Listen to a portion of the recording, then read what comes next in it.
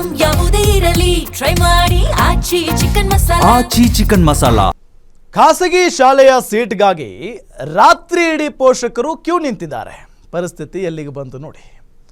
ಖಾಸಗಿ ಶಾಲೆಯಲ್ಲಿ ಒಂದು ಸೀಟ್ ಮಗನಿಗಾಗಿ ಮಗಳಿಗಾಗಿ ಒಂದು ಸೀಟ್ ಪಡ್ಕೋಬೇಕು ಅಂತ ಅಂದರೆ ರಾತ್ರಿ ಪೂರ್ತಿ ಪೋಷಕರು ಕ್ಯೂ ನಿಲ್ಲಬೇಕು ಆ ಶಾಲೆಯ ಮುಂದೆ.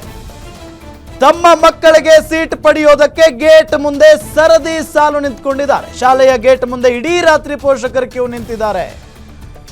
ಮಧ್ಯರಾತ್ರಿ ಚಾಪೆ ದೆಮ್ಮಿನೊಂದಿಗೆ ಶಾಲೆಗೆ ಆಗಮಿಸಿದ್ರು ಪೋಷಕರು. ಮಧ್ಯರಾತ್ರಿ KR ಪೇಟೆ ಪಟ್ಟಣದ ಆಶೀರ್ವಾದ ಖಾಸಗಿ ಶಾಲೆ ಮುಂದೆ ಕ್ಯೂ ನಿಂತಿದ್ದಾರೆ.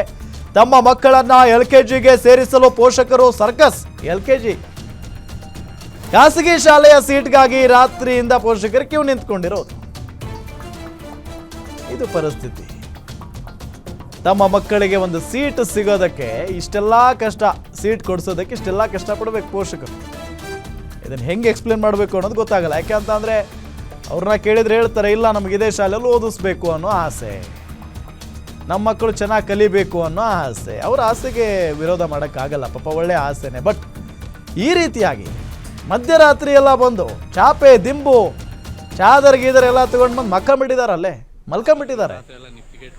ನೋಡಿ ಅಲ್ಲಿ ಮಧ್ಯರಾತ್ರಿಯ ದೃಶ್ಯಾವಳಿಗಳನ್ನು ನಿಮಗೆ ತೋರಿಸ್ತಾ ಇದ್ದೀವಿ. ಆ ಶಾಲೆ ಖಾಸಗಿ ಶಾಲೆ ಏನಿದೆಯಲ್ಲ ಆ ಶಾಲೆಯ ಗೇಟ್ನ ಮುಂಭಾಗ ಹೆಂಗೆ ನಿಂತ್ಕೊಂಡಿದ್ದಾರೆ ನೋಡಿ ಪೋಷಕರು. ಏನೇನೋ ನೋಡ್ತಾ ಇದ್ದೀವಿ ಇತ್ತೀಚಿನ ದಿನಗಳಲ್ಲಂತೂ, ಏನೇನೋ ನೋಡ್ತಾ ಇದ್ದೀವಿ ಬಿಡಿ. ಈ ಥರ ಯಾವತ್ತೂ ಸುದ್ದಿ ಬಂದಿರಲಿಲ್ಲ, ಫಸ್ಟ್ ಟೈಮ್ ಅನಿಸುತ್ತಿದ್ದು. ಅದು ಏನು LKG ಮಕ್ಕಳಿಗೆ LKG ಸೀಟ್ ಪಡೆಯೋದಕ್ಕೆ ಈ ರೀತಿಯಾಗಿ ಮಧ್ಯರಾತ್ರಿ ಗೇಟ್ನ ಮುಂದೆ, ಶಾಲೆಯ ಗೇಟ್ ಮುಂದೆ ಚಾಪೆ ಹಾಸ್ಕೊಂಡು ಮಲ್ಕೊಂಡಿರೋದು ತಂದೆ ತಾಯಿಗಳು. KR ಪೇಟೆ ಪಟ್ಟಣದ ಆಶೀರ್ವಾದ ಖಾಸಗಿ ಶಾಲೆ ಮುಂದೆ ಕ್ಯೂ ನಿಂತಿರೋದಿಲ್ಲ. ನಮಸ್ಕಾರ ಸ್ನೇಹಿತರೆ, ನಾನು ನಿಮ್ಮ ಹೆಸರು ರವಿ. ನಮ್ಮ ಮಂಡ್ಯ ಜಿಲ್ಲೆ